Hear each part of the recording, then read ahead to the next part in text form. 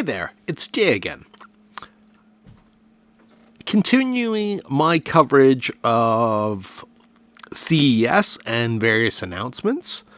As a gamer, of course, I'm interested in what's coming in the future, especially in terms of graphics cards because of the GPU shortage.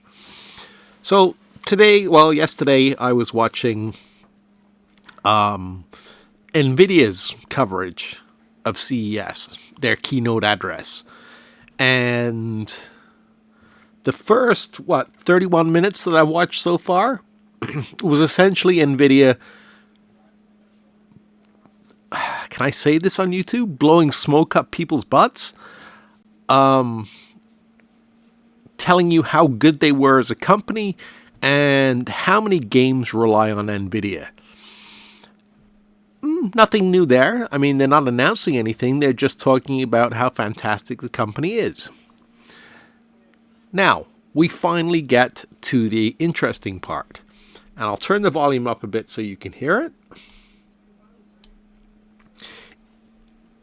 This is the only part they really talk about desktop GPUs, which is what I'm most interested in, and I'm sure most gamers are interested in. To recap, GFN delivers the ultimate cloud platform for PC gamers. I guess I could have skipped ahead a minute or two. Today, we are bringing more games, more devices, and more networks to the GFN ecosystem. RTX is the new standard, and the GeForce RTX 3050 makes it more accessible than ever. With so we already knew about the GeForce still gaming on GTX GPUs, RTX this is lineup. The perfect time to step up to RTX. Laptops are the fastest growing PC platform.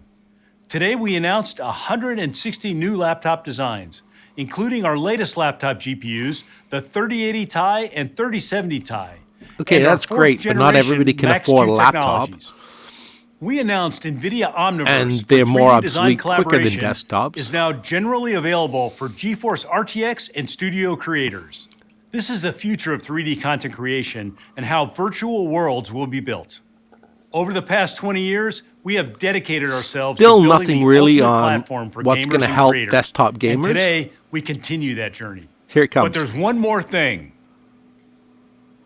The RTX 3090 Ti, a monster GPU, 40 shader teraflops, 78 RT teraflops, 320 tensor teraflops, 24 gigabytes of 21 gigabit per second G6X memory, the fastest ever.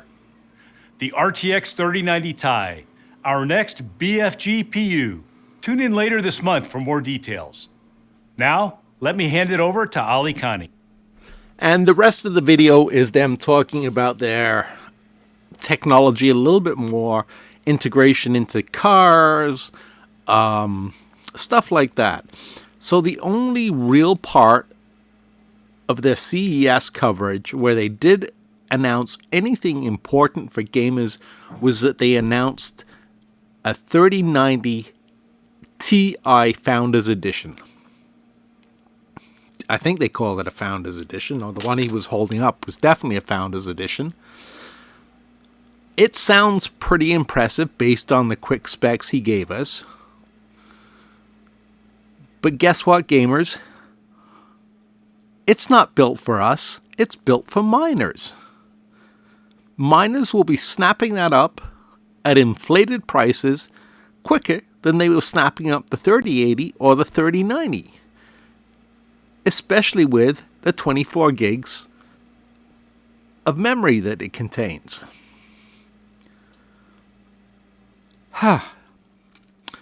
So, yet more bad news. It's bad enough that we won't be seeing Intel's desktop GPUs in the first quarter like they said they would. Actually, the last quarter of last year was when they were first supposed to hit, but they've got delayed. Now Nvidia announces a card that would be fantastic for high-end gaming, but there's no way in hell that gamers are going to be able to get their hands on it, which is a real shame. It'll be interesting to see what the specs are when they release more information later this month, And I suspect the specs will only confirm that this is a card aimed at miners. By aimed at miners, I don't necessarily mean Nvidia is specifically making it for them, but it's certainly a powerhouse that a mining farm is going to want. There is a glimmer of hope,